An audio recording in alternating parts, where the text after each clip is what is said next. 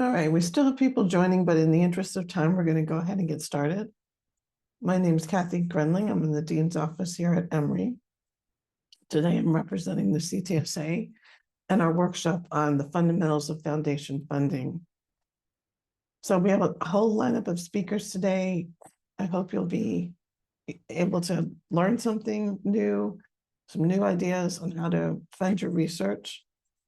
I would ask that you keep yourself muted during the presentation. If you have a question, go ahead and put it in the chat, and we'll either ask the speaker to address it or we'll address it.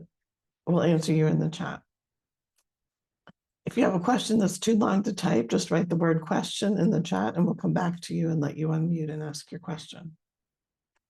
So thank you all for being here today. And I'm pleased to introduce our first speaker, who is Hazel Kim. She's the lead director of corporate relations here at Emory University and works with a variety of foundation funders to bring funding to Emory. And so, Lauren, if you'll stop sharing your screen, and we'll turn it over to Hazel. Thank you so much for partnering with us on this, Hazel.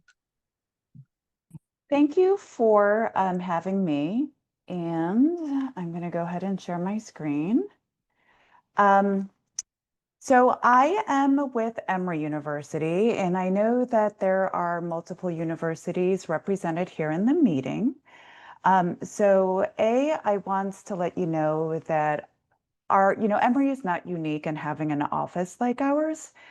Every university has some kind of first cousin or second cousin once removed of our office, in that there are offices that are designed very similar to ours at all of your universities. So I know for a fact that some of my peers from other institutions are also on this call that are corporate or foundation relations professionals. So I invite you guys to go ahead and put your names, universities, titles, department names, emails, whatever you want to put into the chat if you would like, so that all of the faculty and people that are here know who to reach out to if they have questions that are similar to the content that we're going to talk about here. So at Emory, we are called the Office of Corporate and Foundation Relations, and we call ourselves OCFR because everyone at a university loves an acronym, and we do too. I think there are probably at least maybe one other person from our office on the Zoom call as well. So I want to acknowledge that I'm the lucky lottery ticket holder that got to present here today, but we are a team of professionals that are committed to helping bring funds to the university. So I am just one of a team here. So if you're on the team and you want to throw up a Zoom reaction or put your email into the chat, please do.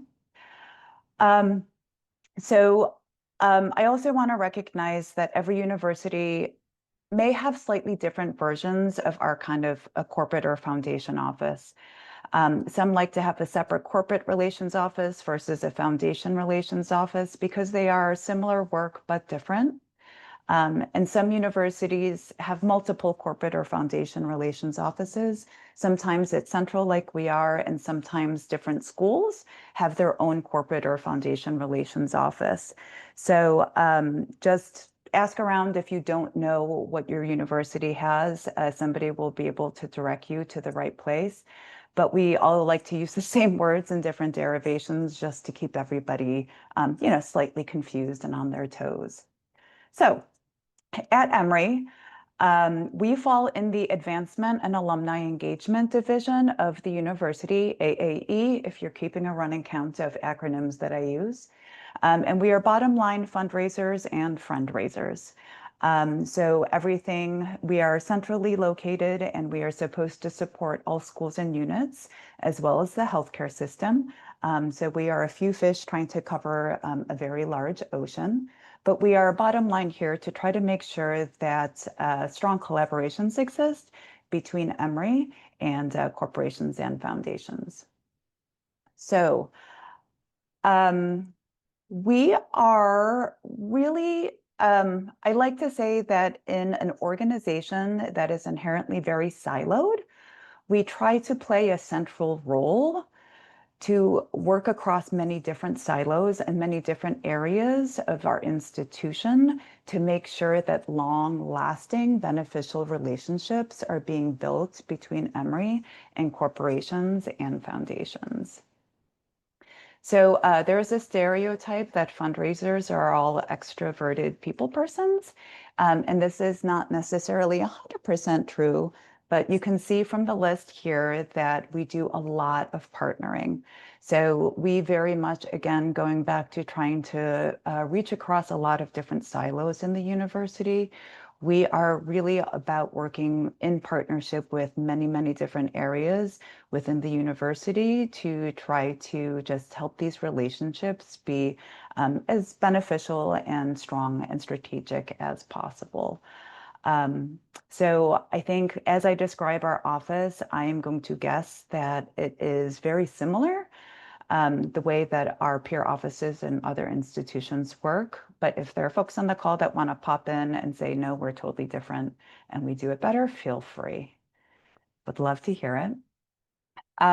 So I think one of the reasons why this workshop is happening in 2025, where it may not have happened in previous years, is kind of obvious to probably everybody on the call, and that we are in interesting and unique times. I don't have to describe that to anybody on the call. You guys know much better than I do. I think I just want to point out that what we are seeing from our vantage point is that uncertainty, the unpredictability, and the trouble in navigating a new normal is not necessarily unique just to academic institutions. We are in our conversations seeing that corporations are really, really impacted with this. A lot of hitting pause, trying to figure out what they're doing, what they're focusing on, what their profits are going to be, what their priorities are going to be. We're seeing a lot of corporations being impacted by the current environment, as well as foundations. It is, to add to the list of alarming things that we're all seeing, I think there have been a lot of foundations that have been impacted by the current administration, different changes, and needing to, again, hit pause and re-examine some of their priorities, their processes, and their programs. This is an infographic that I saw recently that I wanted to talk about. This is just really, and I put the link in here, and I'm happy to share this presentation afterwards with links afterwards. But this is just an infographic on the state of giving and philanthropy in general. And I wanted to just point a couple of takeaways from my perspective. First off, this corporate giving, it really remains a small portion of overall philanthropy, really covering around that 5% of all giving. Even 7% is an increase over the last 4 years, but it's not overwhelming. So I think there is this perception that corporations are these giant pools of endless revenue and tons of money. And yes, there is a lot of revenue, there's a lot of money there. But oftentimes the larger dollars are things that are going to benefit them in the long run because they are ultimately always tied to maximizing value for their shareholders. So they are philanthropic in that it is good for business and good for their reputation and their brand. But I don't think that corporations in terms of philanthropy are the answer to a lot of the gaps that have risen with the current environment that we are in, because they continue to be, I think, a small source. I think really, to me, the opportunities there are things where corporations are going to see some mutual benefit there. So sponsorships, naming opportunities, sponsored research, research collaborations, those types of things that are in corporations' interest. But again, when it comes to pure philanthropy, they are a small portion. And then it also looks like foundations has been growing. but they do point out that this is in large part, or in part at least, driven by the fact that DAF's donor advised funds have grown in popularity. So really, is that foundations growing, or is it really just individuals taking advantage of a tax vehicle for their giving? So I guess, with the previous slide, I would just say I'm here to talk about corporations and foundations because it's what I was asked to talk about. But I always tell people, don't discount individuals. I guarantee that every university has an entire team of professionals that are focused and trained around fundraising from individuals. And for some work, it may not feel intuitive at first, but I would encourage you to just get to know that area of your university and have them get to know you and the work that you're doing. So as they come across individual donors that are interested in a specific area, they're aware of your work so that they can bring it up.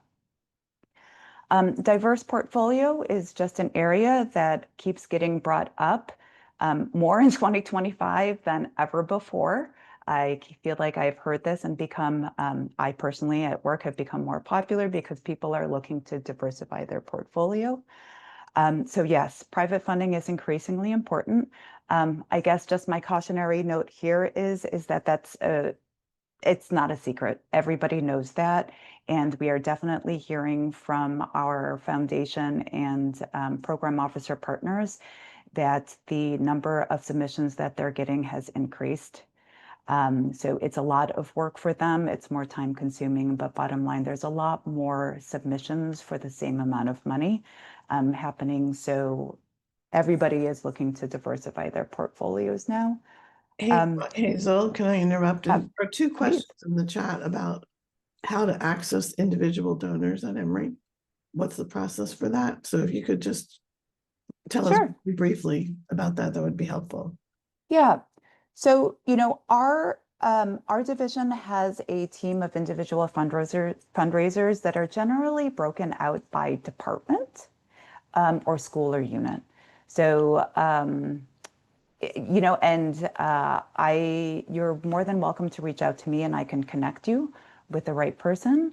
But I would say most likely a department chair would know or may know or would know who to ask on who the appropriate contact is in our division for to talk about fundraising.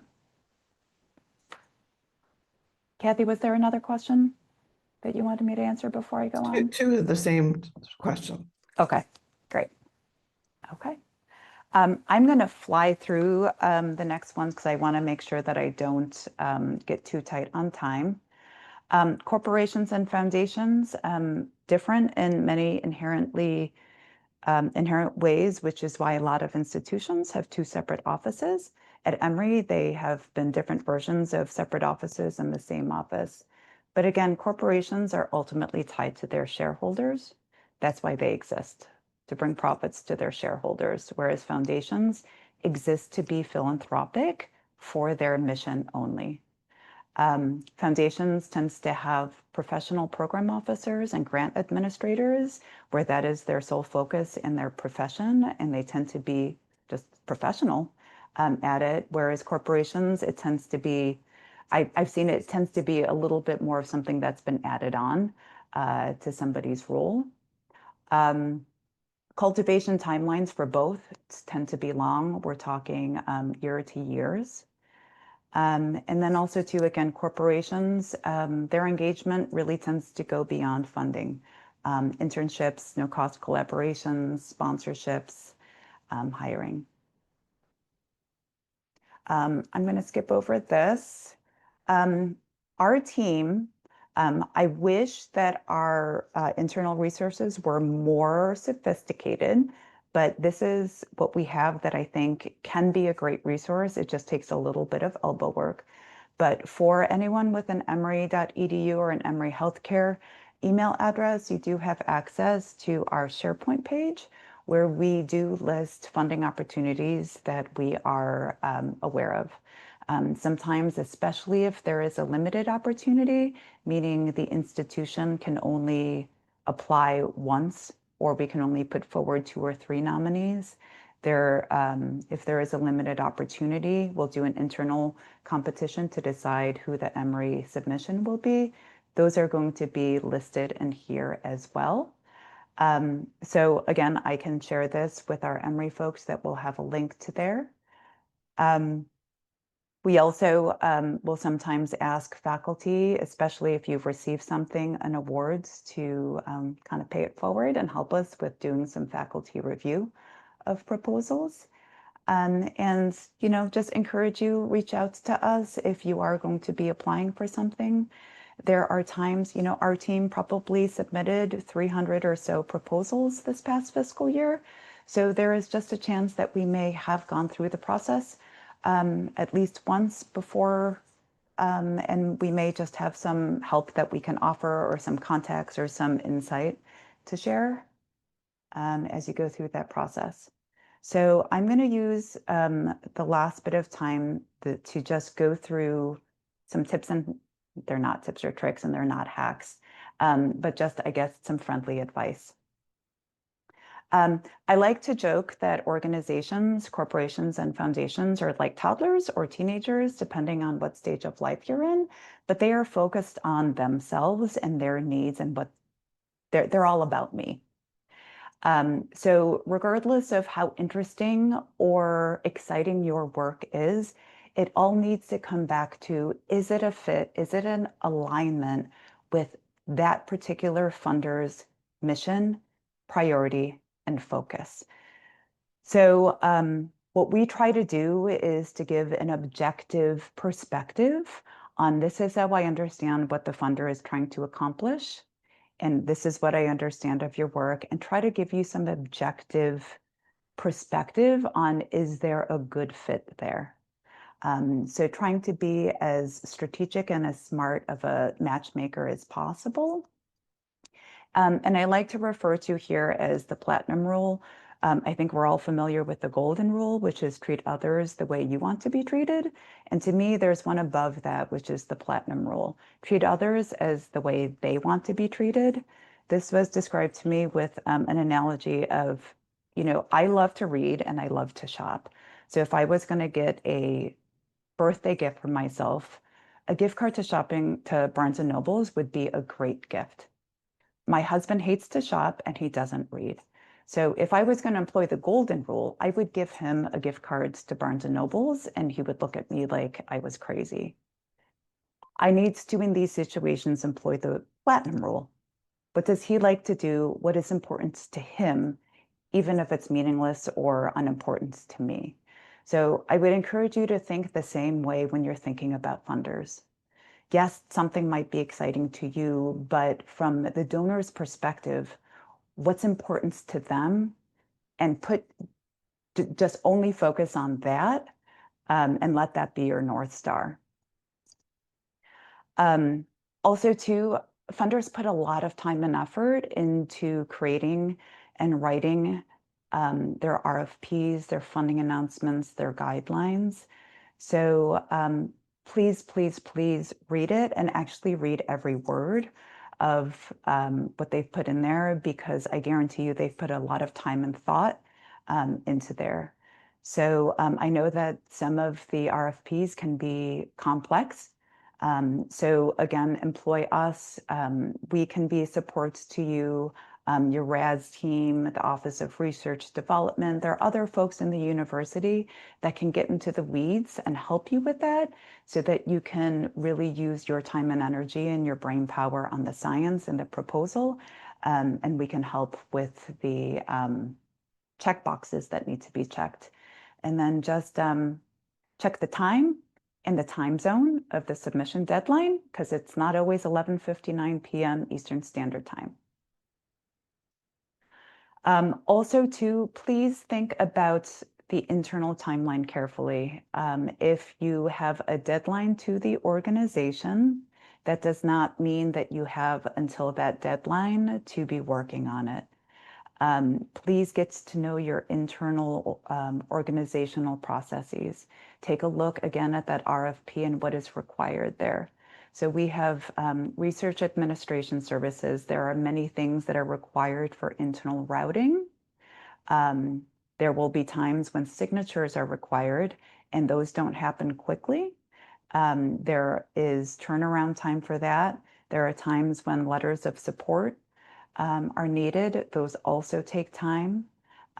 Developing a budget can also take time, particularly if there are subawards, if there are cost shares.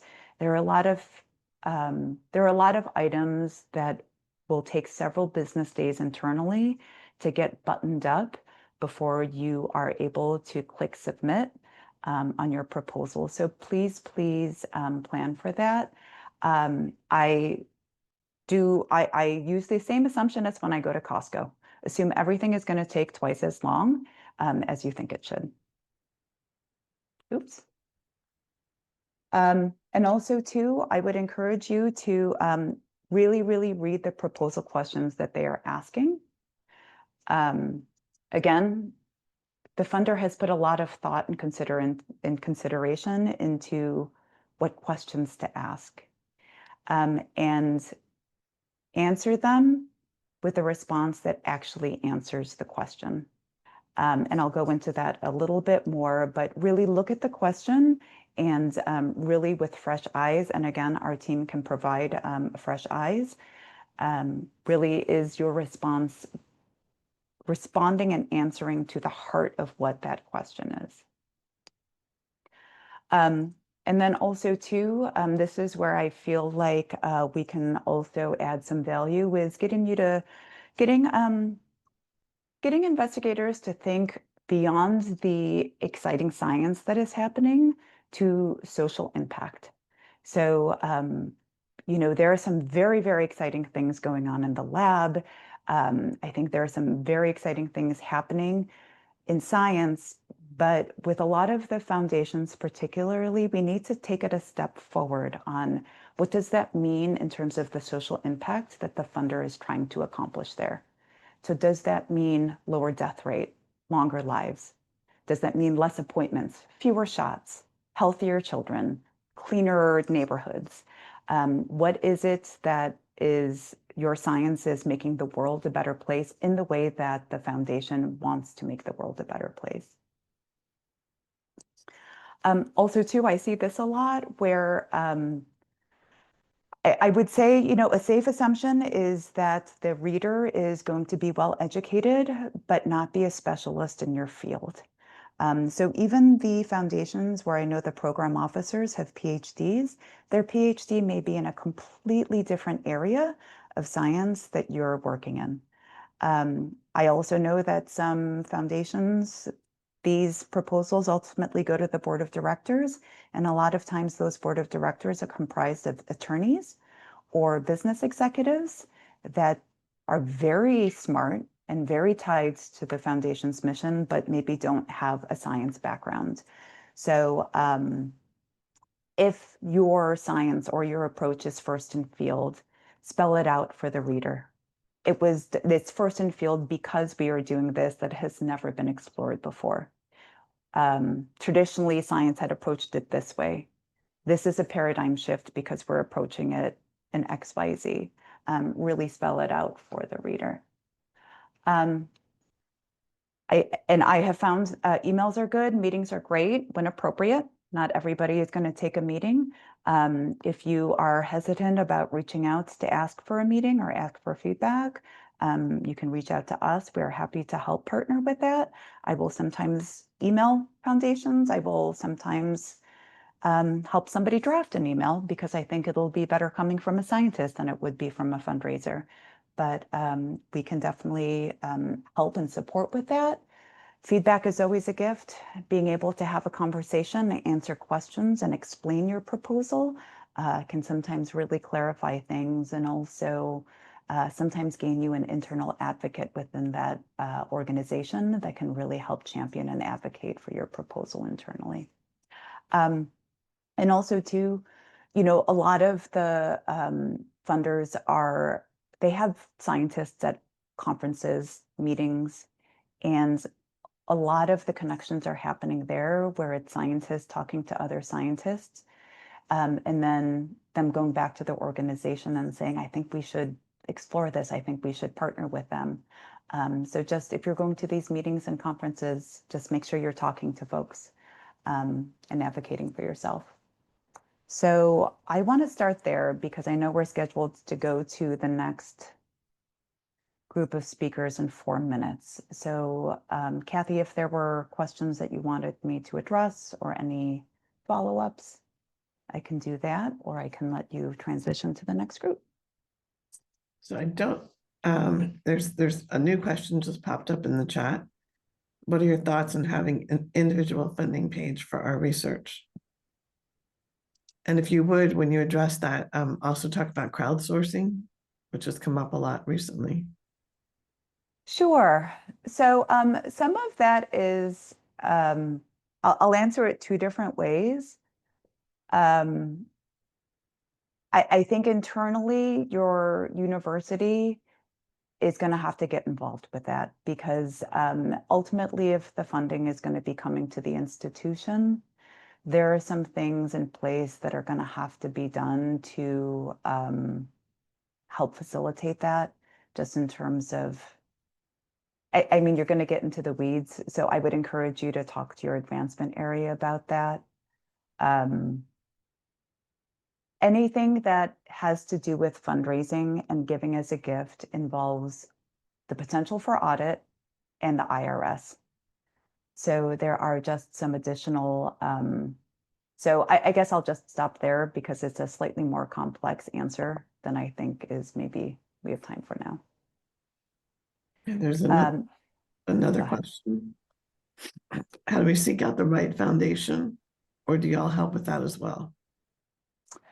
We can help with that. I would definitely encourage, there are resources that are available that I know at Emory, everybody has access to them, and I would imagine other folks do. Foundation Directory, Grant Forward, I think those are wonderful resources to get you started on narrowing the field. It is a little bit like job seeking or dating, where you need to do a little bit of homework to understand the types of organizations that you want to get connected with, and then we can help from there. So I would definitely encourage starting with those. And then if you need help, you can always reach out to us. So 2 more quick questions. Who can answer questions about crowdsourcing? Would you go to advancement? Would you go to your finance people at your school? Yes, I would say both because it's going to involve both. As with, I think, a lot of universities, it will involve a couple of different areas. But bottom line, if you want to set something up where you're going to be receiving external dollars, possibly in the form of gifts, I would encourage you reach out to advancement and also engage a finance or administrator on your team to work together with you on this. Thank you. Next one is some conferences have donor receptions. Any tips on how to pitch our research at these events? I will give a 2-second answer to that. And I would say for the faculty that are going to be talking in the second half of this is a great question if they want to address this too, because they have proven success in that. But I find that leading off with questions and going from there is often a great start. So asking, what do you do? What are you guys interested in? What types of projects do you fund? Or what are your funding priorities at the moment? What are you seeing that's really interesting? And then being able to feed into there, because if your research is in cancer and they're saying that they're, I don't know, in something that's not even close to cancer, they're just not going to be open to maybe your pitch, no matter how good it is. So thank you, Hazel. We'll move on so we stay on time. That was really helpful. If you would stay and monitor the chat a little bit so people may have additional questions for you. We're going to move on to a rapid fire presentations by some of our funders. The first one is the Alzheimer's Association.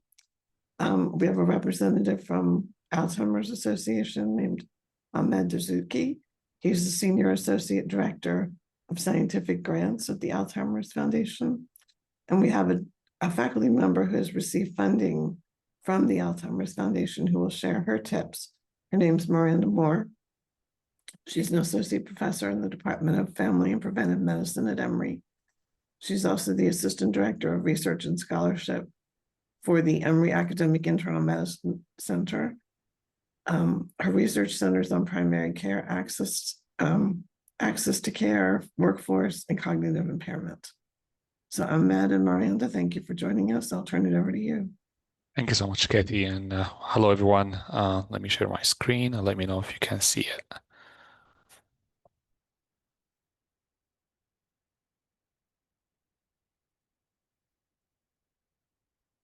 Can you see my screen? We can. All right. Hello, everyone. Thank you so much for having us talk to you today. I'm honored to have Dr. Miranda Moore co-presenting that with me. At the Alzheimer's Association, we have a vision of seeing a world without Alzheimer's disease and all other dementia. And today I'll be talking to you about our efforts on trying to make that happen.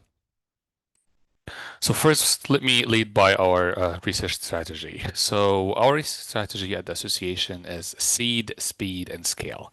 But what does that mean? Seed is that we want to be the seed for the new ideas, the bold ideas, the risky ideas, the high risk, high reward ones that otherwise will not be funded through the regular federal screen. We want it to be the seed fund that brings these ideas to life and create the required buckets for these ideas to move forward. Speed is that we wanted to speed the development of these ideas and these newly discovered targets into new therapies.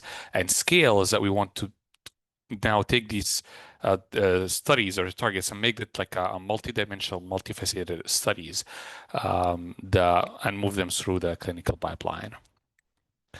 This strategy had made us the biggest non-for-profit funder for Alzheimer's disease worldwide, with more than $450 million in currently active grants and more than 1,200 grants worldwide.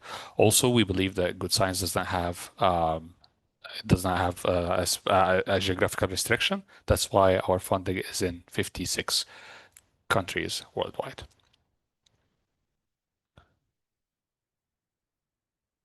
We also believe that a cure for Alzheimer's disease and other related dementia is not going to come from a specific research area. That's why we cover the entire spectrum of research in AD and related in ADRD.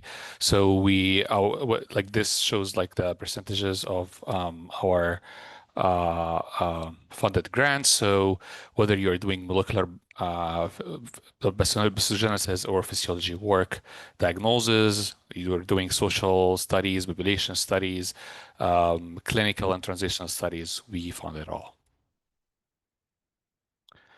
And now let me give you a quick overview about the current programs that we have. I'll be talking in the next couple of slides on two programs specifically that I wanted to highlight. First, we have a big portion of our portfolio is our early career research program, or as we call them, core programs.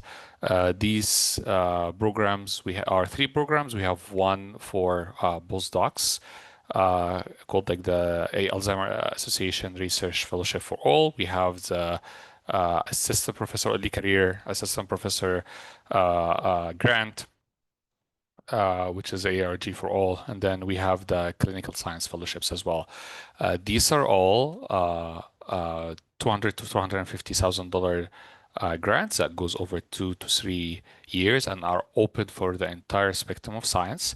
They are offered twice a year, twice annually, once in January and once in July. Actually, we are currently the July round is open to be closing soon for the LOIs. Other than these programs, we also have other programs that we run in yearly cycles.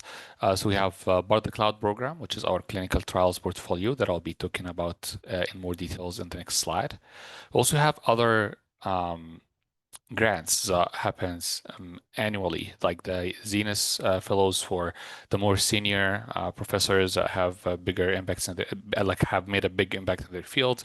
We have the Health Services Research program, which also like targets research and health services, and this one is actually opening. We just closed the cycle, and the other one is opening in January. We have the Tau Drug Discovery program that we have with Rainwater Charitable Foundation, and we have the Bridge Funding Program. This is actually very novel, and I'll be talking to you more about this one in the next slide. In addition to these programs that happens on an annual basis or like twice annually, we have focus RFAs that usually that opens on specific topics. Like we just closed one in APOE, we had one in vascular contribution to dementia. We just closed one in sleep neurodegeneration was Michael J. Fox and Cure PSP. So we always are opening these focus RFAs throughout the years. That's why it's always good to stay connected and check the new awards, the new grants, and the new RFAs that comes out on our website, alz.org/grants, or send us an email, and we usually answer as fast on eligibility and on what grants are currently open. As I mentioned, there are two opportunities specifically that I wanted to talk about. The first one is bridge funding for disrupted neurodegenerative research grant program that we just opened in collaboration with Michael J. Fox Foundation. This one is targeting early career investigator, and our early career investigators is with NIH definition. You can easily look this up, but then that had projects working on Alzheimer's disease, Parkinson's, FTD, dementia with Lewy bodies, typical Parkinson's, and other related disorders, whose NIH-related funding was disrupted and have financial need. This program supports 3 to 12 months, and it's always open. It's always it's going to be reviewed on rolling basis. You have to submit by the 15th of each month to be reviewed in that month. And if your LOI is accepted, you are expected to submit a full proposal within 4 weeks. And it's a very short turnaround with award notifications within 3 months of the LOI submission. This grant will be covering the salary of the BI and key personnel. The essential direct research cost could be carrying travel up to $7,000, and also indirect cost capped at 10%. As I mentioned, this is always open, and in order to apply, you could find it on our website, on MG Fox website as well. If you are submitting an LOI for Alzheimer's disease and related dementia, you submit it through Proposal Central.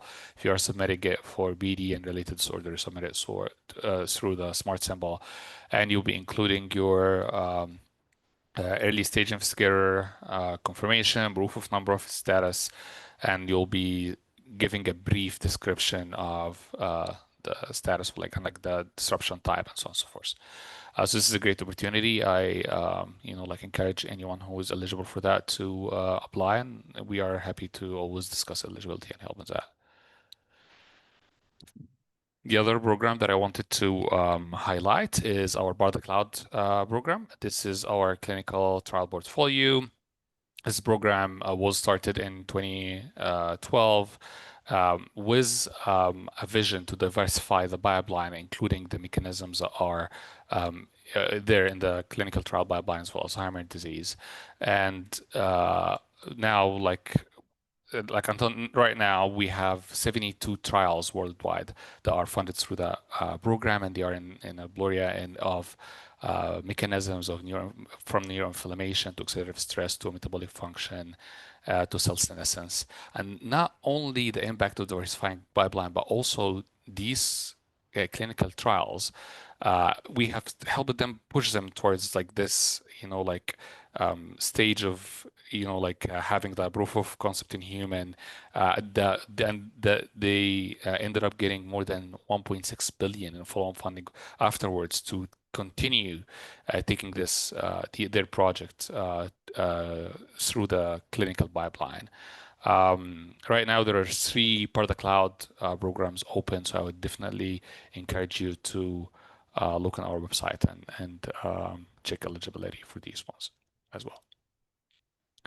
Our funding process is like a classic peer review. So you submit your LOI. This LOI gets reviewed by external reviewer. If successful, you get invited to submit full application. When you submit the full application, again, it gets reviewed by external reviewers, and then the top applications here gets discussed in an expert review panel, similar to the study sections in NIH. They rank the applications and submit the recommendation for funding to the IRGP Council and MSAG Council, which again reviews recommendations and submit the final recommendation to the association for funding. We have in our regular, and I just mentioned that in the Bridger program, it's 3 months turnaround. In our regular programs, all other programs has a 6 months turnaround. So again, it's pretty quick turnaround time. A few tips for your success when submitting those Alzheimer's stations. I want you first and foremost to remember that we are there to help you. We want your application to be successful. And we are, like an email away on setting up a meeting with you and talking with you.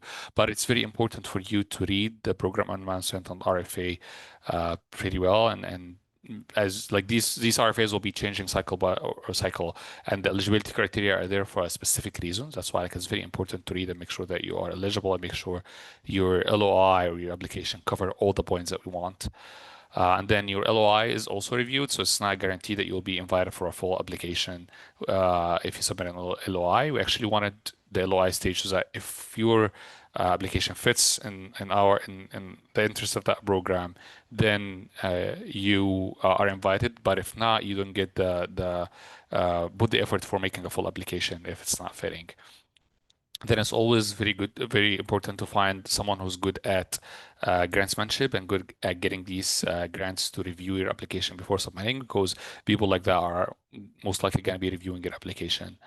And if your application was not funded in the first time, you get the chance to to have a resubmission and to have like a one-pager response to reviewer critiques that usually makes a lot of difference in your second submission if you responded to these points by the reviewers.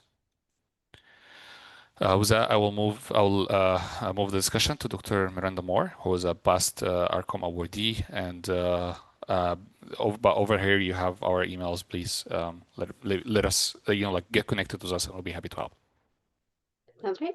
I don't have any slides. I just thought I would give a couple of tips. One tip and one kudos to the Alzheimer's Association. They have very much structured their research program so it looks very similar to any other NIH program that you would apply for. And so what this translates into is all the typical documentations that you would submit for an NIH grant, which includes your the information about your human subject research, the information about your environment, the information about your references. All of those are going to be a part of the packet. So as always for any grant, work with our Office of Sponsored Research at the very beginning to set up those checklists to make sure you're meeting all the documentation that is needed. And also they're outside of the letter of intent, which is different from the NIH or the ARC. Their process looks so similar. As Amit said, if you reach out, there's always a program officer that's in charge of the portfolio of grants that are open. They're happy, just like any NIH officer are, to review a brief abstract, your specific aims page. They give such good feedback. Use your resources, reach out to them.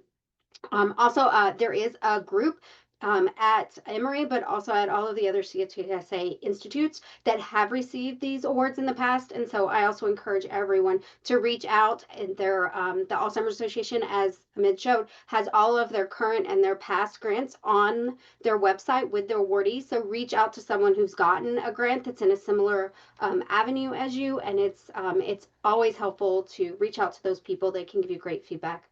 One other thing I would say is a lot of foundations are limited in the type of grants that they provide, but as you saw in those slides that were great, if you're a health services researcher, it can be really tough outside of ARC to find a grant funding mechanism that kind of works. But the Alzheimer's Association has wonderful opportunities in all of these, from a clinical drug trial to these health services research grants. And so it's a fabulous resource for anyone who is has research in the area of Alzheimer's. And then the last thing I would say is that it is their proposal central is a lot like what you would deal with when you're working with our RAS unit in submitting grant documents and all of the reporting. And it is very simple to use, and it makes the process of submitting not just your application, but downstream your reports also very seamless and easy. And our RAS unit works in that area and submits their documents as well. So it makes it very easy on the part of the investigator to complete all of the requirements that are in all of the different grants. Thank you both for that advice. If you would just monitor the chat and see if there are questions in the chat, because we need to move on to our second group of presenters. We really appreciate you taking the time to come today. So next, we're going to hear from the Raleigh Foundation for Childhood Cancer Research. And we have two folks here today from the Raleigh Foundation. Dean Crow, who's the founder and CEO of the foundation. She became interested in leading the Raleigh Foundation when her son's teammate was diagnosed with brain cancer. So the mission is to empower volunteers across the country to raise awareness and funds for childhood cancer research. With her today is Leanne Lang. She's a grants manager for the Raleigh Foundation. And also Hunter Jonas, who's a faculty member at Emory. He's an assistant professor in the Department of Pediatrics, whose research is focused on combating neuroblastoma. And so we'll hear from all three of them. So I will turn it over to Dean and Hunter and Lee. Thank you. Great. Thank you so much for having us and for this opportunity. And you'll be hearing from Leanna and Dr. Jonas in just a minute. The Raleigh Foundation is we empower volunteers across the country to raise awareness and funds for childhood cancer research so that we can find better treatments with fewer long-term side effects and ultimately a cure. And what we do is we find cancer related to children, adolescents, and young adults up to age 24. And in this year, we will be celebrating our 20th anniversary, and we have given away in those 22 years, in those 20 years, about $40 million funding over 683 projects across the United States and worldwide.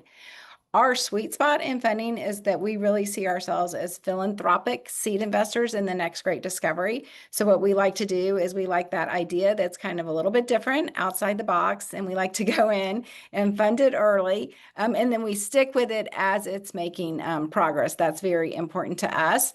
We have several well-developed projects. You're going to hear about one of them from Dr. Jonas.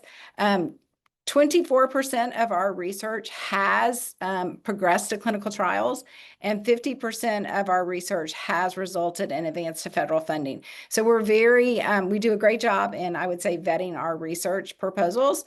And then also through Proposal Central, which Leanna will talk about a little bit more, we have found out that our Raleigh funded money, our philanthropic seed investing of $40 million, has resulted in more than $500 million of additional funding from the government and other foundations. So it's really, I think the way that we're doing things really is paying off for childhood cancer, and we're excited about that. Yes, and I guess just as an example of that, Raleigh invested in me as a fellow here at Emory during my training.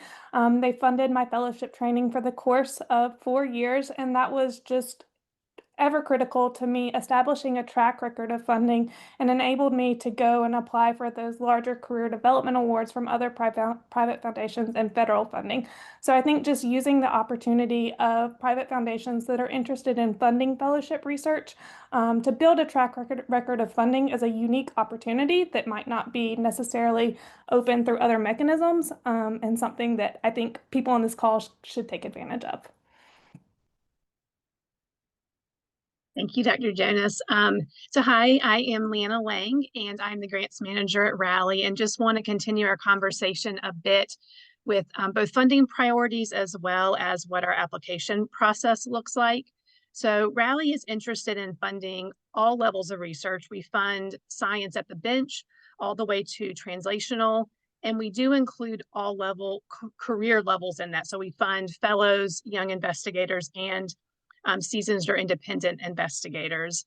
And through our funding mechanisms, we have 6 scientific priorities that we focus around. And we asked applicants when they're applying to address at least one of these priorities in their applications. They, of course, are welcome to address more than one, but are looking for at least one. And so those are, the first is research that could lead to advanced studies, a better delivery of treatment or clinical trials. We also are looking at very basic science studies. We have an interest in understudied cancer types, as well as quality of life, survivorship, and palliative care studies. Our 5th priority is around looking at personalized, targeted, alternative, or integrative research. And then we also have an interest in that last priority around the use of data and how that translates and supports the research in the translation to the clinic for kids with cancer. Hunter, did you want to add anything here? I think just going off of looking at what your funding priorities are, I think it's really important as an investigator to read through that RFA and make sure that you are who they want to fund. So one thing that I came across when I was looking at my first funding opportunities was that some private foundations don't want to fund PhDs. They prefer to fund clinician scientists, and that's great, but you need to find the right funding agency for you. And so really looking at their priorities, both as who they want to fund and what they want to fund, will save you a lot of time in crafting your application if you know you meet who they want to fund in the long run. Thank you. And I'm going to pull up real quick before I jump into our application process. I'm going to pull up Rally's website, and this is a great resource on our website. This is, if you go to the research tab on our website and come down to become a Rally funded researcher, this is a great kind of get started resource if you're trying to figure out if Rally is the right fit for your research. So it has an overview. Well, at first it has links to our full grant guidelines if you need to access those and look at eligibility and funding priorities in detail. And then it also has a good overview, high-level overview of our eligibility, the priorities, as well as each of the available grant mechanisms that we offer. And so there's a really good high-level overview of each of those there. And then it goes down into our timeline for the current grant cycle, as well as into some FAQs at the very bottom. So again, a good resource if you want to kind of just dig in and get started and look at what we have to offer. And of course, are welcome to reach out to us if you have questions about eligibility or where you may fit best. And so Rally's application process is supported by a medical advisory board. So these are peer reviewers who help us conduct a dual review of our applications. And this really helps Rally to ensure that we're funding the highest quality research. We have a similar process to the previous presenter where we have a 2-step process. We start with a letter of intent, and that really allows us, and we feel like the researchers, to make sure that the applications that are most aligned with Rally's priorities are moving forward to full application so that everybody is using their time in the best way for them. And then we also use Proposal Central as our application portal.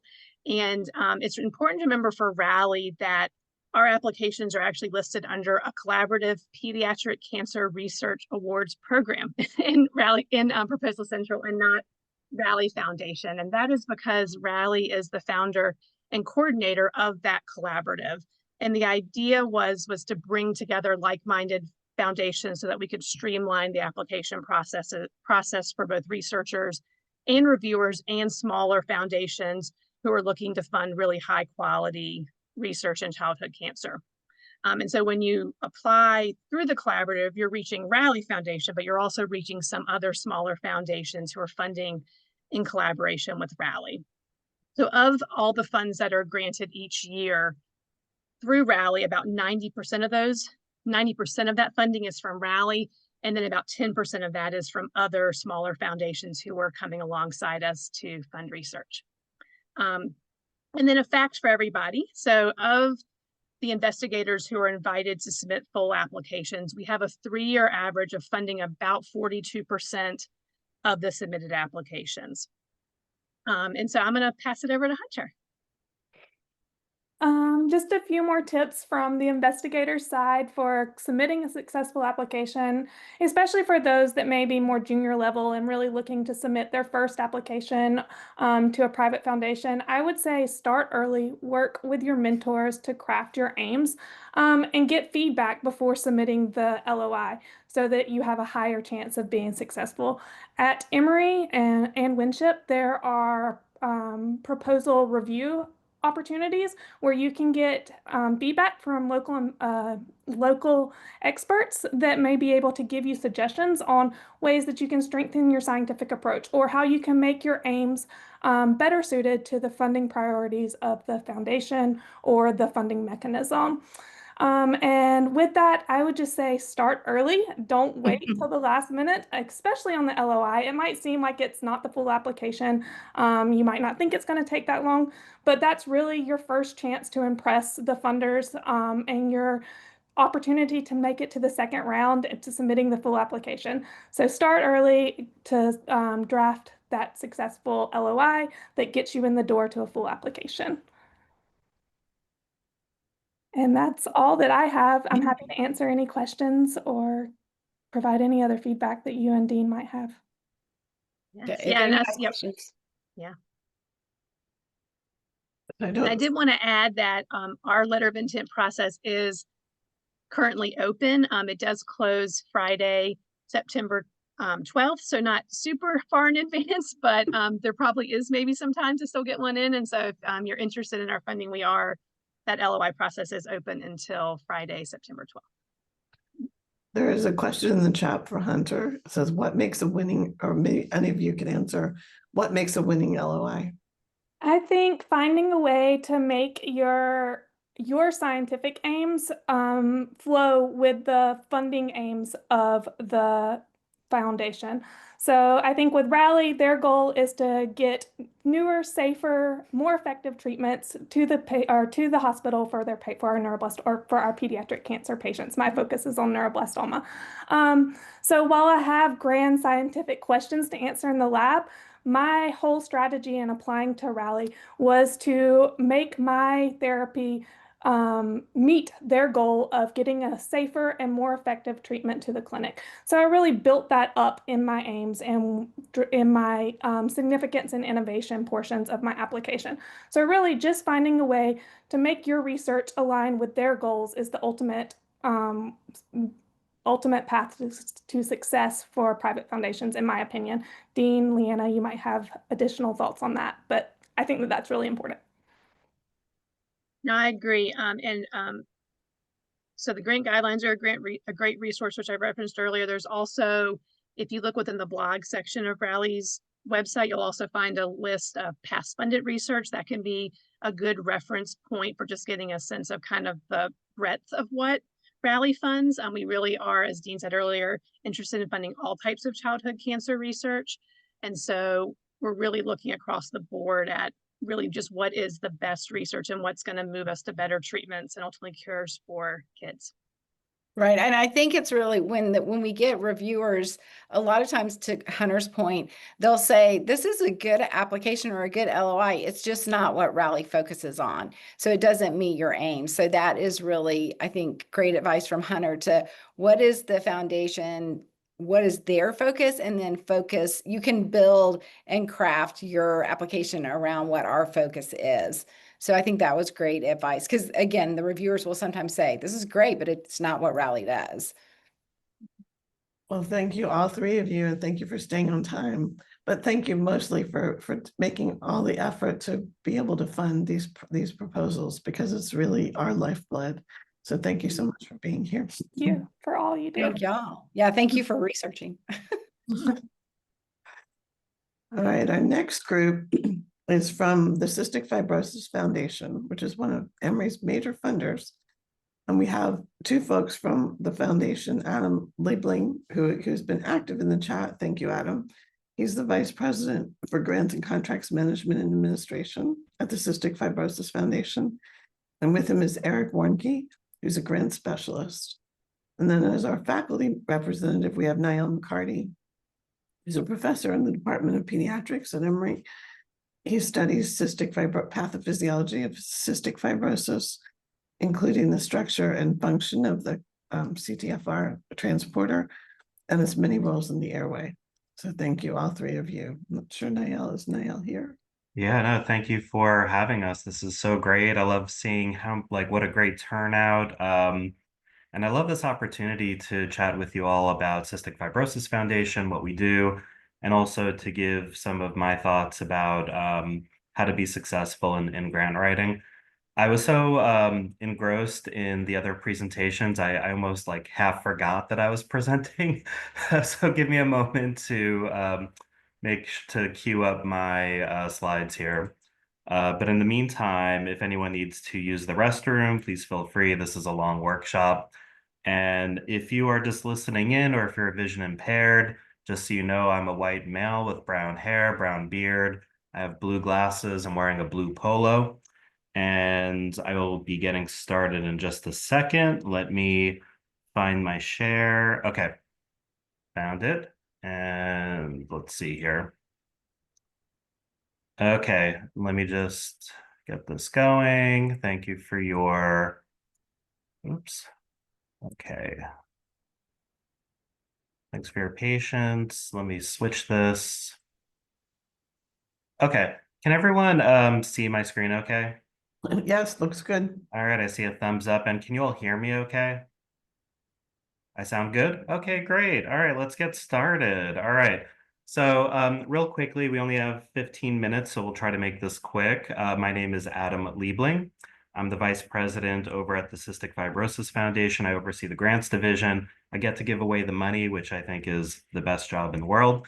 I have about 25 years of experience in grants management, and that again is grants management in terms of giving out grants, not monitoring incoming grants. And I've worked at large private foundations like the Carnegie Corporation of New York, Robert Wood Johnson Foundation, not the Alzheimer's Association, but I've worked at the Alzheimer's Drug Discovery Foundation, and I've worked at a few other places, the ASPCA, the American Jewish World Service, and a few others. I'm going to turn it over to Eric now to introduce himself, and then we'll talk a little bit about Cystic Fibrosis Foundation, and then it'll bounce back to me to just go over some tips, and then we'll hear from Dr. McCarty. Okay, Eric.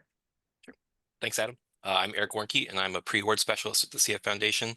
I've been here for about 11 years now, 7 in post-award and now 4 in pre-award. And I'm happy to have the chance to be here today to talk about our funding opportunities. Before diving into that, though, allow me to set the stage by telling you a little bit about our organization.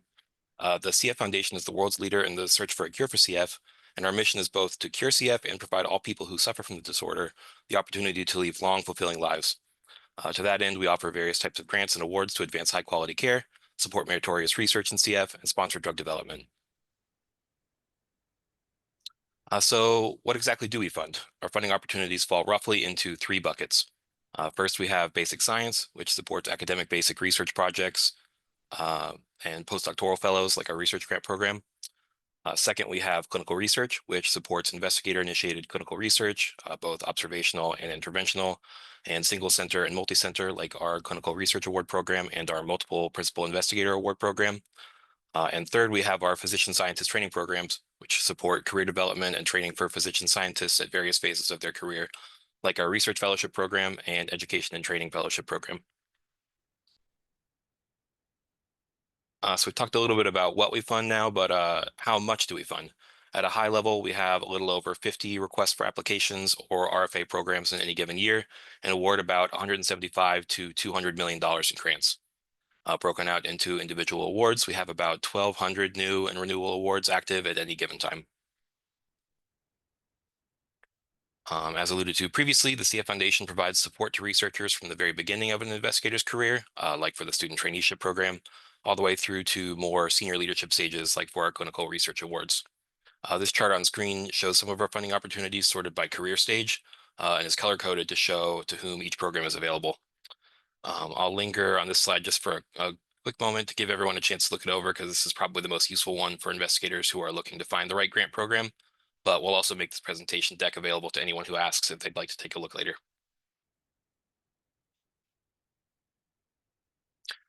So how do you find our specific funding opportunities? There are three main places, the first of which here is our website, cff.org. The first green arrow labeled 1 shows the link on the homepage, which will take you to this screen. And the second green arrow will take you to the page where we list most of our past and present RFAs. This page will include a brief description of every program, including the dollar limit for each application budget, as well as eligibility criteria and what we're looking for from an applicant. You can also download the program guidelines for each RFA, which will provide contact information for program officers and pre-award specialists like myself at the CF Foundation who can answer any questions. If you notice a program that looks good to you, but the deadline is already passed, please reach out to us anyway. We'd be happy to tell you if and when we plan to run the program again. The next two places you can find our funding opportunities are our grants management system, or GMS, which is awards.cff.org, and our newsletter, which you can access from the GMS. This screen is from the home page of the GMS on the login screen. You can just scroll down a little bit and find these user guides and assistance request links, and also a third link that'll let you sign up for our newsletter, which tends to be sent toward the end of every month. A final way you can learn more about our funding priorities and the research we fund is to attend our annual conference, the North American Cystic Fibrosis Conference, or NACFC. This year, the conference is being held in Seattle from October 22nd through the 25th, and we'll be giving a more in-depth presentation about our funding opportunities on the 23rd. If you're interested in attending that session, just send me a quick email and I can forward you the link. And with that, I'll pass the presentation back over to Adam to talk about some general grant-seeking best practices. All right, thanks, Eric. And as Eric mentioned, we have a lot of different programs. It would take a lot of time to go through them all. I think this year we have something like over 50 different requests for application programs. So definitely go to our website, check it out. If you have any questions, just reach out. So, I was asked to provide some tips on grant seeking, and rather than talk about Cystic Fibrosis Foundation specifically, I thought that there's like a pretty good through line for really any foundation. And, having worked at a lot of different foundations, I put some thought into, what are those sort of consistent best practices that I hope, hopefully this will be a bit helpful. So as we heard from Hazel earlier, note the time zone. So it seems like an easy one, but so often we get questions like, I was just about to hit submit, or I hit submit and I got locked out of the system because it's 10 p.m. I thought this was open till midnight. So really pay close attention, because like what a terrible way to become ineligible. You spend weeks preparing and then just to be locked out because of a technicality. Hazel mentioned this too, make sure that you're looping people in on your administrative side. I love what Hazel said about always anticipate requiring twice the amount of time. I would say probably 5 times the amount of time. And you want to make sure that your administrative folks, offices of sponsored programs, offices of grants and contracts, that they're looped in early, and that there may be a lot of internal hurdles that you have to get through before you could apply or before they can sign off on it. So you want to make sure that you have those ducks in a row. I'll try to go through this quickly. We'll share this slide deck, so I won't have to read it line by line with just a couple of minutes left. But just a few other things. I would say that if you have existing grants with a funder, before you apply for new funding, check to see if you owe reports on your existing grants. That could jeopardize your ability to get an additional grant. If it's your first time interacting with a funder, I always recommend register with the system, even if the deadline is months away, or even if there isn't a program to apply to yet. Register with the system, get a kind of a lay of the land.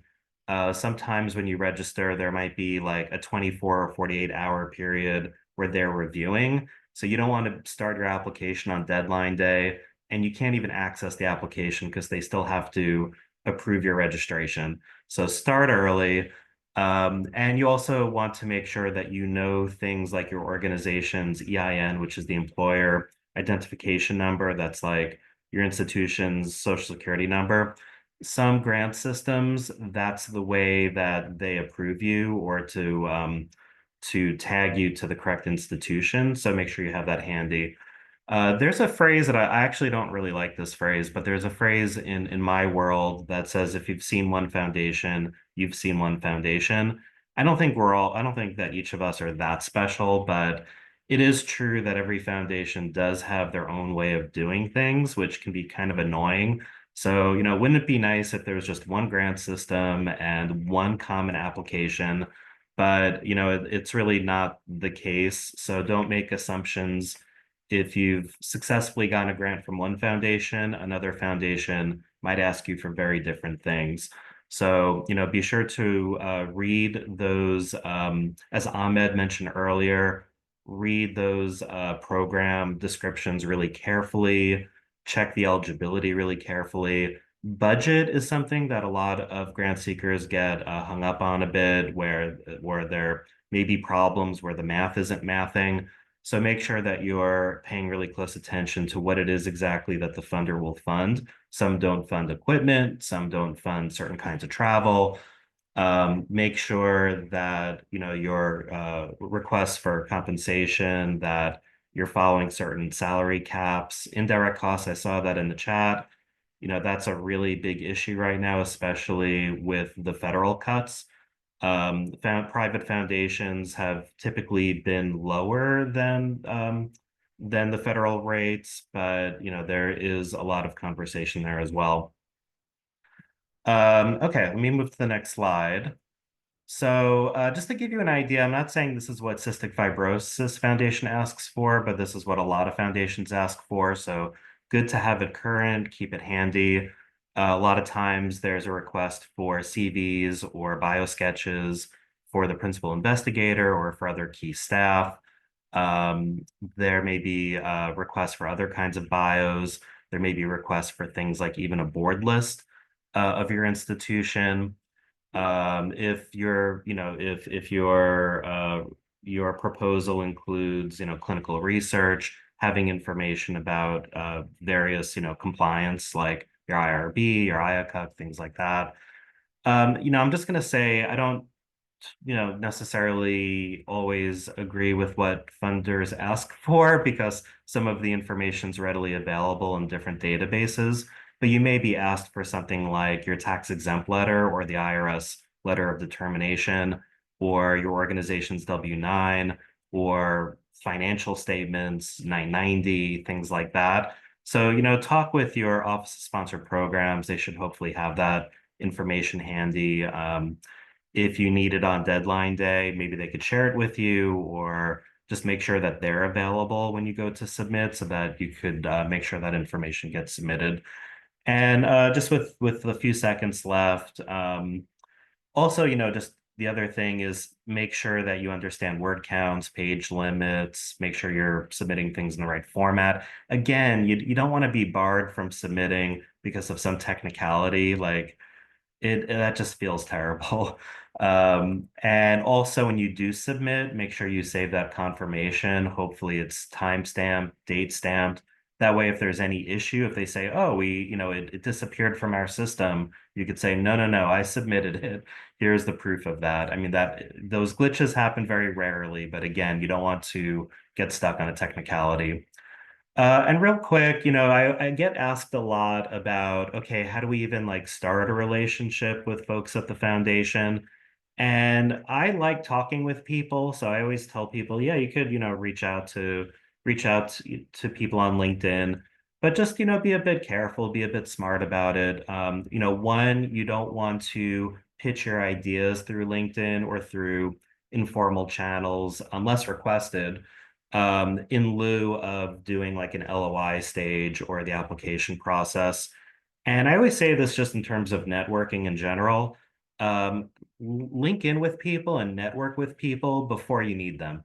And that goes for anything, whether it's job hunting or grant seeking. It's always a good idea to build those relationships before you have an ask of someone. And the other thing is respect staff roles. That's important. Try not to go over people's heads. That never lands well. So even if you know someone on a foundation's board or you know the executive director, if you get news that you don't like, it's not always great to go over people's heads. Just try to be respectful, and hopefully they're respectful in turn. The last thing I'll say, because I do want to hear from Dr. McCarty, is I don't, one thing I don't like about these conversations is that the funder is like, do this, don't do that. And it really kind of highlights the power dynamic between funders and grant seekers and really the people doing the work. And I feel like that's something I want to be even more cognizant these days, because times are really tough. I mean, between the freezing of grants at the federal level, the reduction of indirect costs, the uncertainty, the volatility, it's really hard to be a researcher right now. It's really hard to be doing what you're doing. And there's higher demand on the foundation side. There's higher demand. That it doesn't necessarily mean there's more money to give out. So programs are going to get more competitive. But stay encouraged. Stick with it. Your work is incredibly important. How are we going to solve Alzheimer's without your work? How are we going to destroy cancer without your work? So, these times are going to be tough, but just know that that we funders really appreciate everything that you do. And sorry for going a little bit over, but would love to hear from Dr. McCarty. And I'll share the screen. I'll show your slide. Thank you. Thank you. Hey, this is Niall McCarty. First off, I'm going to apologize for all the background noise. I'm in the quietest spot in the Houston airport that I could find, which is literally standing in a corner, so hiding away from all the noise. I am the director of the Center for CF and Airways Disease Research at Emory. And actually that center includes Georgia Tech and UGA and Georgia State and basically everybody around that wants to work on CF. And part of my job actually is gathering up folks like you and seeing how we can convince you that you have research expertise that fully belongs in the CF world. And so we've been doing that for a long time and been, very successful. Dr. Grenling mentioned that the CF Foundation has been one of our largest foundation supporters at Emory for some time. And in fact, on that screen grab at the top corner of this slide, you can see that in the Department of Pediatrics, it has been for quite a long time the #1 by a long shot foundation funder, non-federal funder of our research. So I want to tell you just a couple things. #1, the foundation is fabulous to work with from the investigator side. And I'm not saying that just because Adam is on the phone and is going to approve my grant. It really is a great, great group to work with. They model themselves very much after the NIH. Their home base is in Bethesda because our prior president and CEO was an NIH intramural scientist. And so he really wanted to be, doing everything just like the NIH does. You can see that there are several different types of grant review panels. The top one listed there is the basic science panel. And I've listed a number of people from Emory and Georgia Tech that are on that panel. And in fact, Atlanta has the largest group of people that have to recuse themselves just over and over during a study section panel meeting because we have so many grants coming through from our various institutions. But there's also a clinical and translational research panel, and Rubindo Tiravanzium sits on that one. Jessica Alvarez is a fabulous, wonderful person working on nutrition research. And she really is focused on the STRONG CF program. Our pediatric endocrinologist is Tanisha Daly. She would love to talk to you about CF-related diabetes and other programs like that. So what I would like to tell you, really two things left, and then I'll get back to time. #1, we have a really great program by which investigators can reach out to us, those people listed on this one slide, and ask us to talk to them about whether their research idea is really relevant to the CF Foundation. And then what we can do is help make sure that what is the state of the art in the CF world. We want to really avoid having you waste your time or the reviewers waste their time looking at a grant that is not representative of state of the art. The other thing I'll tell you, which I don't think I've heard so far today, is that the foundation is very flexible with their funding. It is a really wonderful feature of the CFF.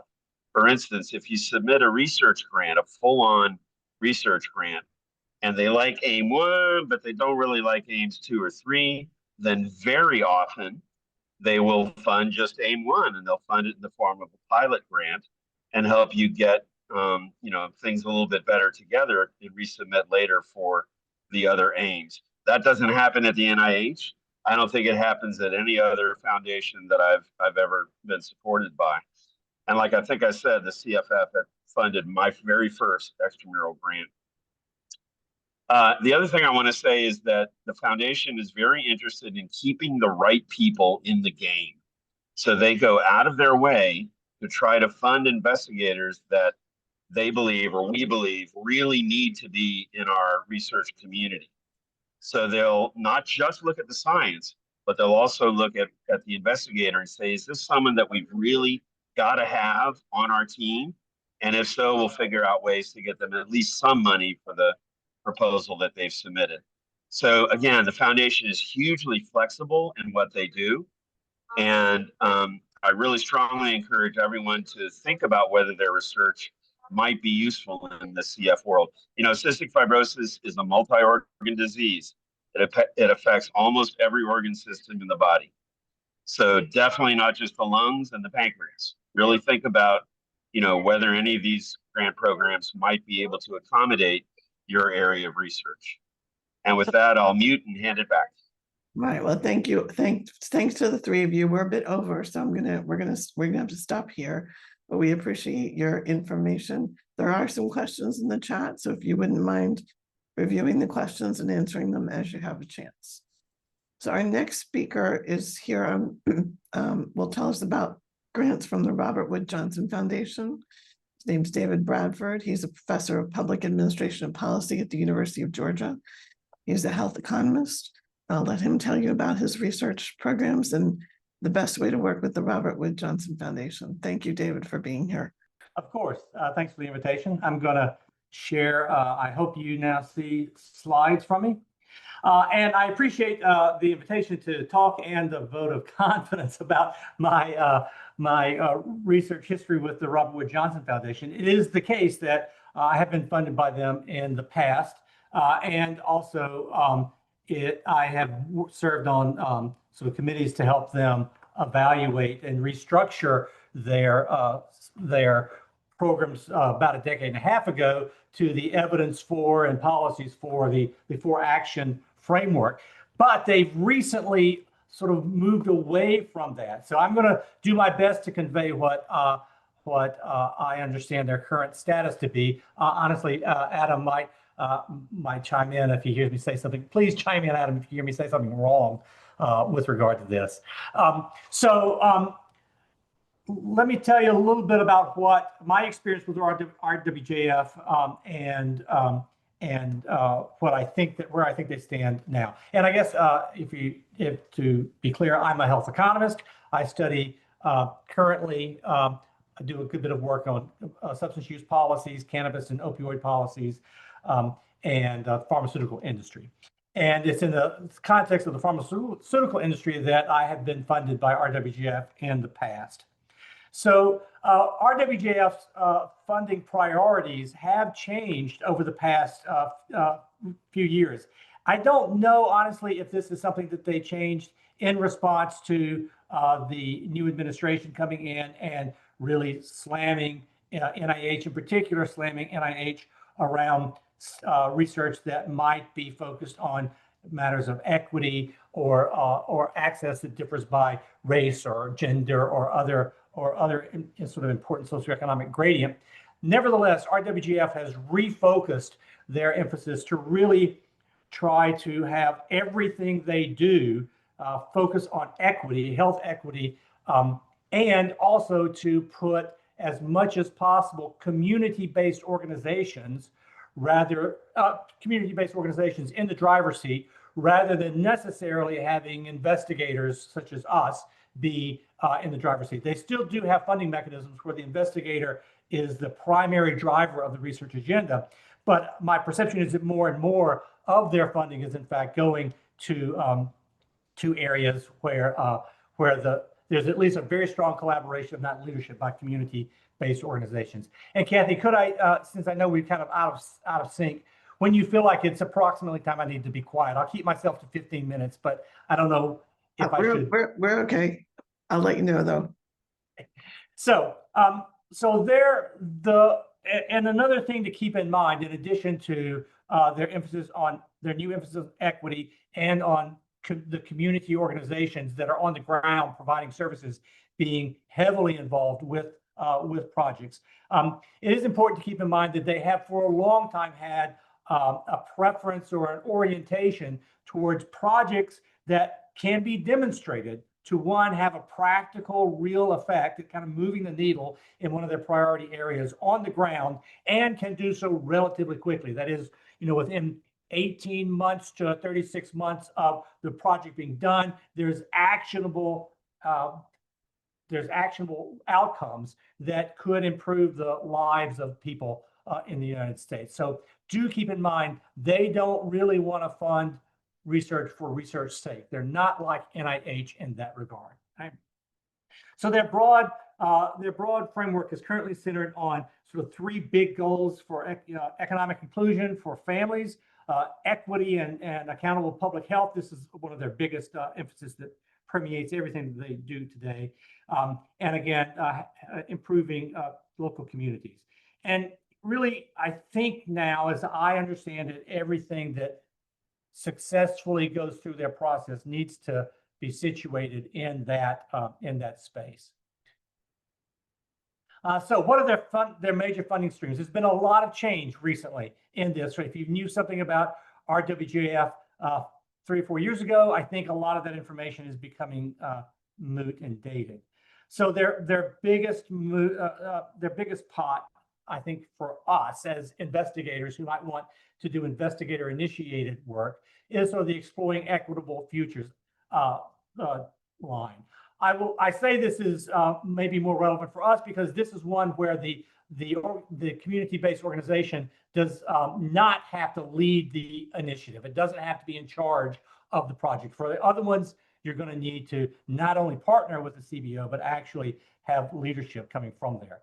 So the goal of this is to support projects that could do things like build infrastructure on the ground. It can also do things like standard research with causal analysis like we would recognize. Typically, the funding is going to be in sort of two groups. They highlight projects that are up to $250,000 and then $500,000. The projects need to be relatively brief in duration. So unlike an NIH grant, where you would write a 5-year project, because why not? It's just as easy to write a 5-year project as a 1-year project for NIH. That's not going to be the case for RWJF.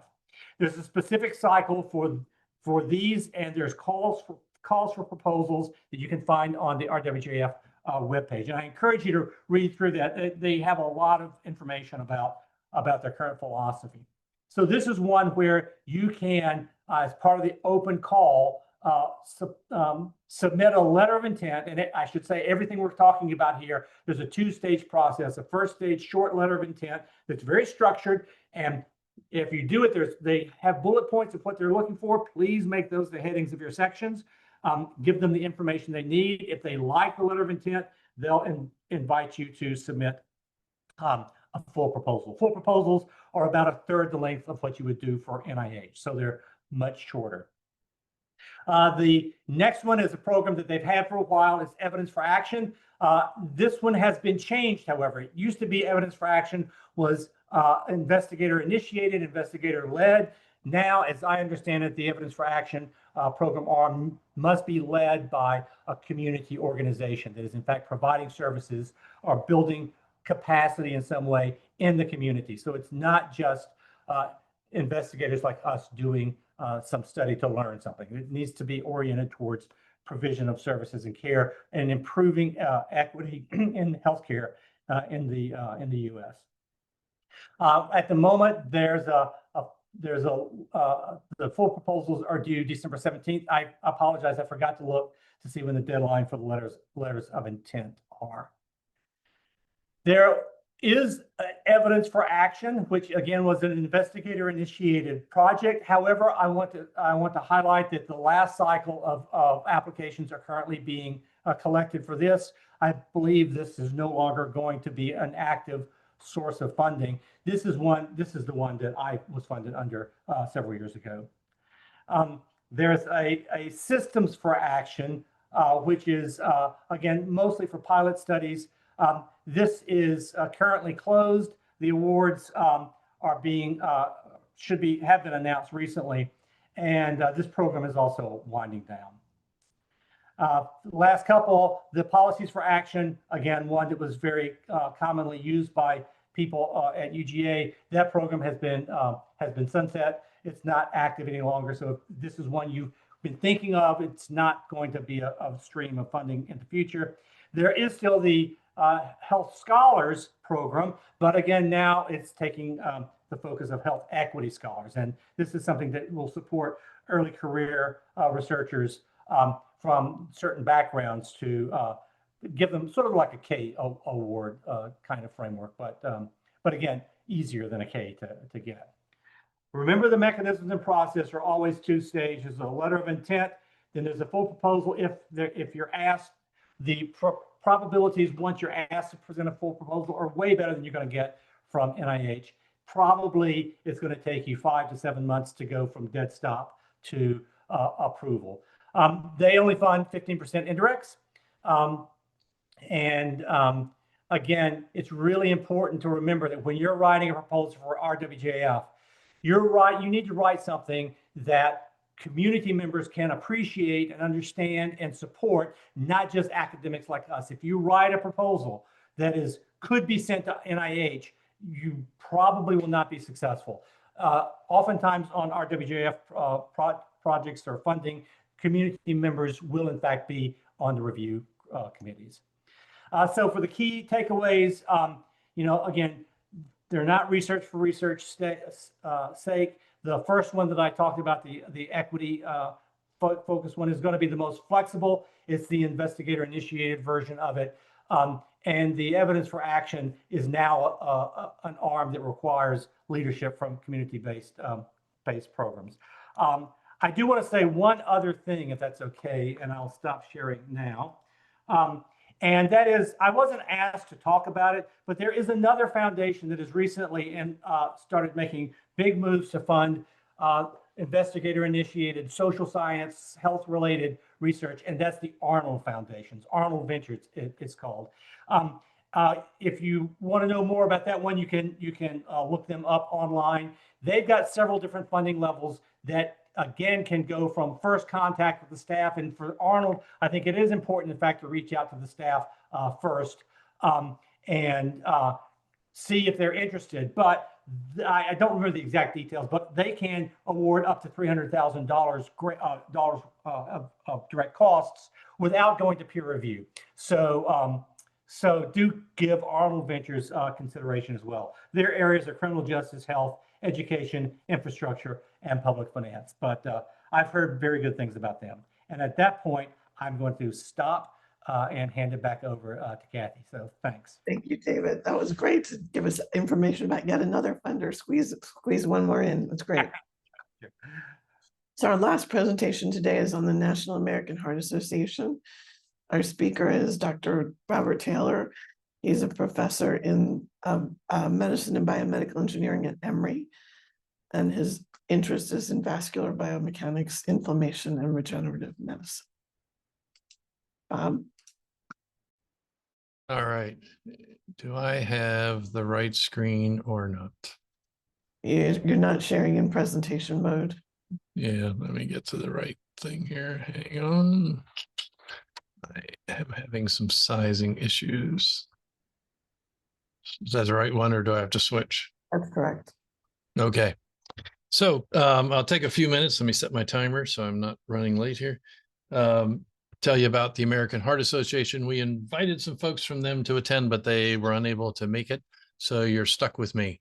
And so American Heart Association. It's a national program. American Heart, those of you who may have applied in the distant past, used to be state and then regional, but now it's all national. And it's a pretty big program, $183 million awarded last cycle. There was over 1,000 new projects supported. And that doesn't include the continuing ones that go on for 2 or 3 years. They have a big range of grant programs that go from pre and postdoctoral up to a larger program, which I'll talk about in a minute. And then this year, they've made some modification, which is sort of interesting. They're anticipating an increase in pre and postdoctoral training and early career training, and have curtailed some of the programs in order to make sure they sustain funding to those early career programs. They're very focused on pre, postdoctoral, and career development awards. And they use a software called Proposal Central, which is not so great, honestly. It's a little problematic, so don't upload your grant the day before. It takes a little while to get through Proposal Central. It has a few little quirks about budget rounding and stuff like that that'll drive you nuts. So these are their current grant offerings, and the big ones are these AHA pre and postdoctoral fellowships. They have a career development award, and then you can see there's a couple of other special ones that are offered. The other one I'll point out is the Innovative Project Award, which we won't talk about too much today, but it's a sort of modest grant for a couple of years for something that doesn't really have many preliminary data, and you have some good ideas. And then you can see these other special ones. The paused ones, which may come back, include a Collaborative Science Award, which is between people in 2 different disciplines. The Established Investigator Award, which was always sort of like a badge of merit, if you will, for early career people. And it was, or people that are more established rather. So you have an R01 and stuff moving on. And what was great is it could overlap with your R01 and it wasn't a big deal. American Heart was okay with that. They had Transformational Project Awards, which were sort of new things, and Merit Awards and some supplements. Those are all on hold. What's really interesting is their funding percentage, percent of applications funded. And I think this is important to note. So if you look through that, what you can see is the pre and postdoctoral grants are funded around 26, 27%. So that's a good number. And you can see even some of their other career development awards, our CDA is 26.8%. So that's really good funding. And they're trying to keep those levels. And again, they're anticipating an increase in applications because of the NIH changes. So a few comments, okay? The grant has to relate to cardiovascular disease, but in the broadest sense. So I've been on study section for these, and there were grants about infectious endocarditis and things like that that were acceptable. There was one on a viral program that was, semi-remotely related to viral myocarditis, and those were acceptable. The other good thing is they accept applicants for patients that are applicants are on visas.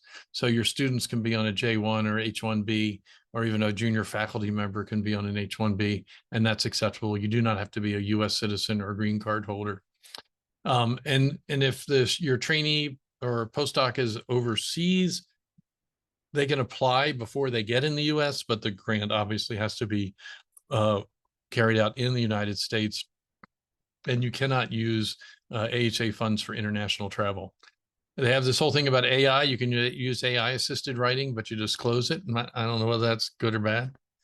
They have this open data policy that's pretty strict. So particularly if you're doing some big data stuff or some single cell, that has to be put on a server made available. It's very similar to the NIH policy.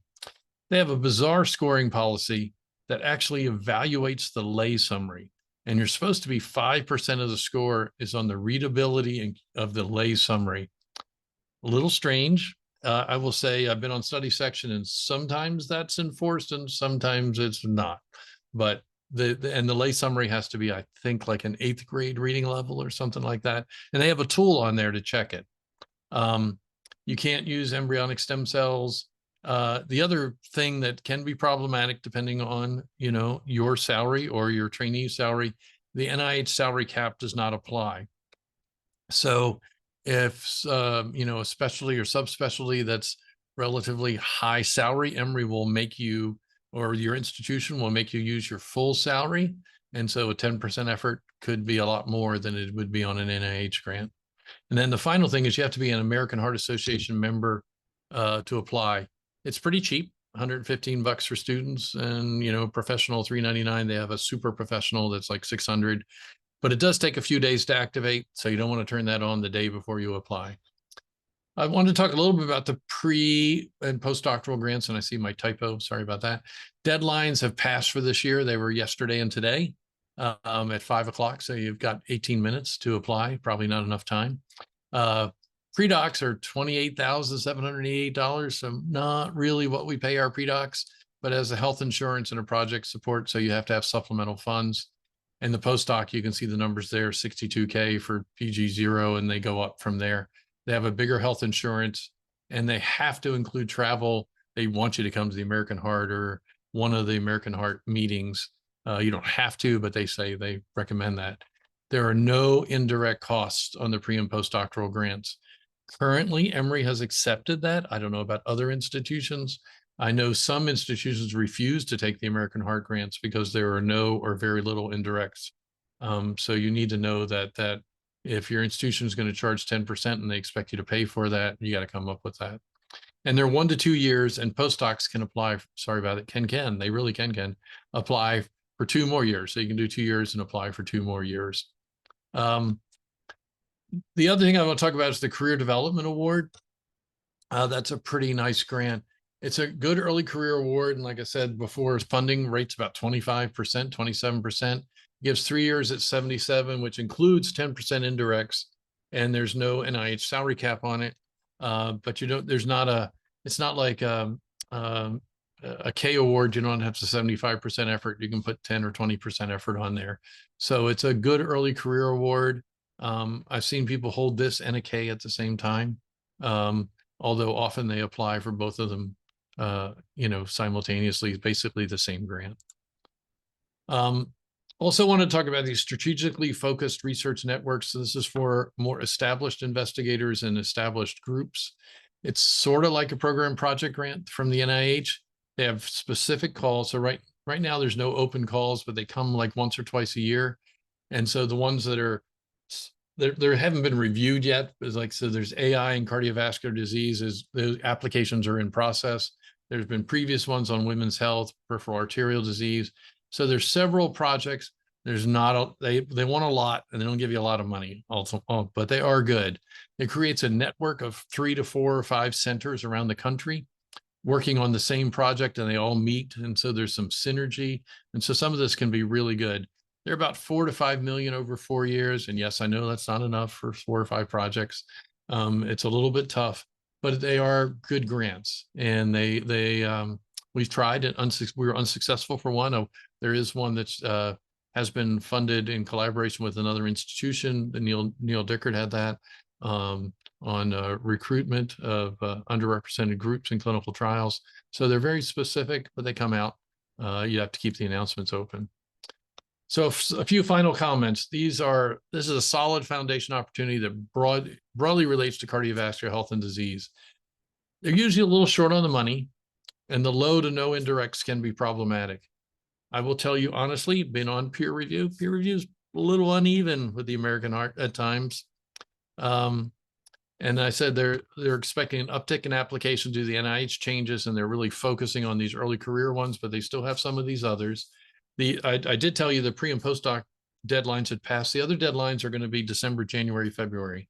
So they're coming up. So it's not like they're unavailable. I will tell you the American Heart Association runs like a business with business leaders, which can also be problematic. They're very business oriented. They typically do not allow carry forward for grants, et cetera. They will allow you to delay a pre or postdoc like 6 months, but they're pretty fussy about the details, and they don't have some of the flexibility that NIH has in terms of timing. They're a little more flexible in terms of moving things between different categories in your budget. But I think the positive, they give a lot of grants and they can really help your research program. Those pre and postdoctoral grants I know have been very helpful to my programs. Kathy's had them, others have had them. and generally a really good chance of getting funded. They have pretty high funding rates historically.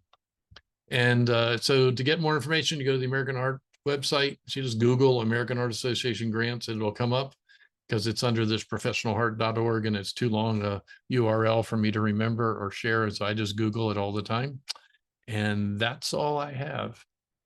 Happy to answer any questions that might come up about the American Heart. But it's been a pretty good funding mechanism over the years. And I said, a very large, in the world of foundations, large, and certainly not Gates size, but in terms of foundations that give out sort of modest and small grants, they give out a lot. And it has been very helpful for many of us. I will tell you, in cardiology, we have, I guess, 3 faculty members that had the Career Development Awards as their first faculty transition grants. And again, a pretty solid source of funding, and have been pretty consistent over the years. And that's all I have. Dr. Grenling, back to you. Thank you, Bob. If you have any questions, please go ahead and put them in the chat. If you have any questions for any of our funders, this concludes our program for this afternoon. I just want to take a moment to thank all of our presenters from the foundations, our faculty who shared their tips. Hopefully you've learned something new about applying for foundation funding. We will ask you to please evaluate the session. In order for us to continue to offer these sorts of things, we need feedback. So Gray has put a link in the chat to give us some feedback on the session. We really take what you say to heart, and we try to improve each time we put something together.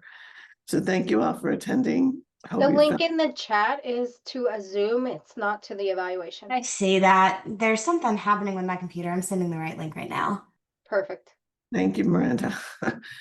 And also huge thanks to Lauren James for organizing the session, and to Gray for helping make this all happen, and for the collaboration with Hazel. It's really been fantastic. Yes, thanks to everyone who helped put this on. We'll also send out the link to evaluate by email. So if you need to hop off before Gray manages to get it in the chat, we'll send it by email. But thank you, everyone.